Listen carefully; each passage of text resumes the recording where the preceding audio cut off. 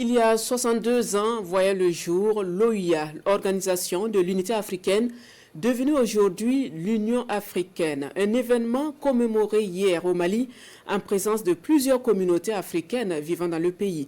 Le chef du gouvernement malien salue le combat des pères fondateurs et rappelle les défis auxquels fait face avec fierté et dignité le peuple de la Confédération de l'AES. Mamari Koné et Aliou Touré de l'ORTM. La Tour de l'Afrique en ce 25 mai 2025 reçoit les communautés africaines vivant au Mali. La commémoration de la journée de l'Afrique est un moment de souvenir et de communion pour tous les Africains. Exécution des hymnes de l'Union africaine et du Mali, le Premier ministre chef du gouvernement préside la cérémonie de montée des couleurs.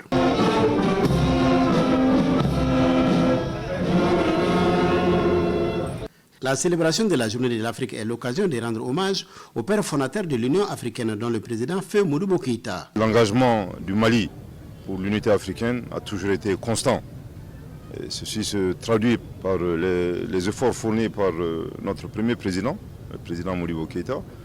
Ensuite, dans notre constitution, je pense que le Mali a toujours démontré qu'il est prêt à céder tout ou partie de sa souveraineté au profit pour réaliser l'unité africaine. Et ceci mérite d'être salué et mérite d'être révélé aujourd'hui. L'édition 2025 de la Journée de l'Afrique a pour thème la justice pour les Africains et les personnes d'ascendance africaine à travers des réparations. Il s'agit notamment des réparations pour crimes commis durant les périodes d'esclavage et de colonisation contre des dizaines de millions d'Africains. 62 ans après, la question qui mérite d'être posée, est-ce que les crimes ont réellement disparu? Je pense qu'on peut faire le constat que la menace demeure, que le crime n'a fondamentalement pas changé.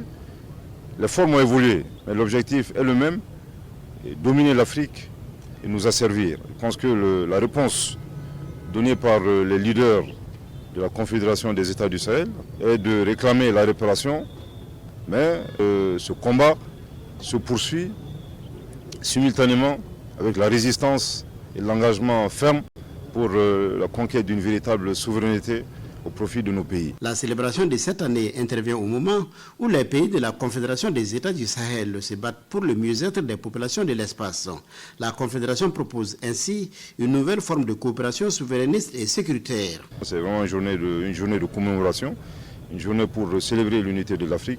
Mais il est important de rappeler que cette commémoration est également une occasion pour rappeler que les défis sont énormes, que les défis sont nombreux et que pour faire face à ces difficultés, il faut impérativement et nécessairement un engagement véritable. 62 ans après le 25 mai 1963, date de création de l'Organisation de l'Unité africaine OUA, devenue aujourd'hui Union africaine UA, l'Afrique est toujours à la quête de sa souveraineté.